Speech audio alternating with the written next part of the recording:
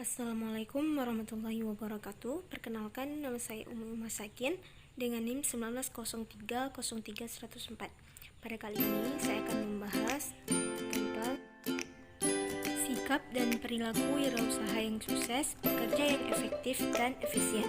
Pentingnya sikap pantang menyerah dalam berbisnis, kemudian masalah, cara merumuskan, mengidentifikasi, dan memecahkan masalah, perihal risiko, faktor penyebabnya, jenis-jenis, serta cara mengidentifikasi dan mengatasi, rencana pemasaran, strategi dan taktik pemasaran, bauran, pemasaran kebijakan, harga, dan promosi. Sikap dan perilaku pengusaha sukses. Yang pertama, tidak takut untuk mengambil langkah awal, cerdas dalam memanfaatkan tren, memahami pasar dari produk atau jasa yang dimiliki. Kemudian, membangun hubungan dan interaksi yang baik dengan pihak lain, berani dalam mengambil risiko.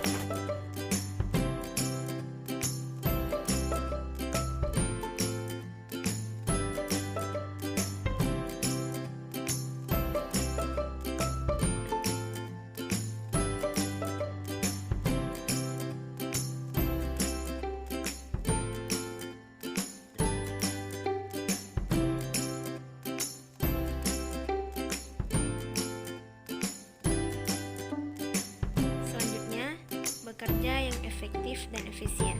Bekerja secara efektif dan efisien merupakan hal yang penting di dalam lingkungan perusahaan. Sikap kerja yang efektif dan efisien sebenarnya mengacu pada aspek manajerial untuk mencapai strategi usaha. Target perusahaan dalam taktik bisnis dalam mengelola usaha tersebut.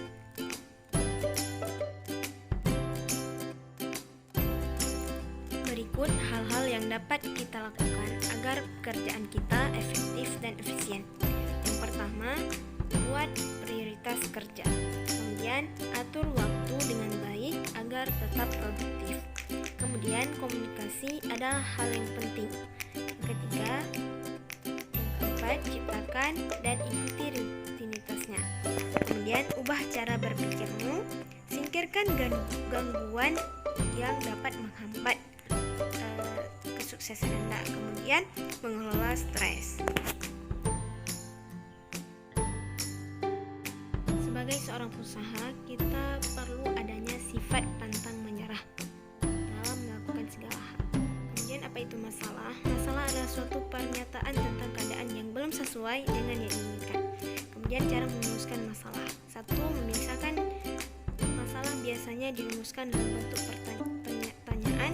2. Rumusan hendak jelas dan padat. 3. Rumusan masalah harus berisi implikasi data untuk memecahkan masalah. Kemudian rumusan masalah harus merupakan dasar dalam membuat hipotesis. Yang kelima, masalah harus menjadi dasar bagi judul penelitian.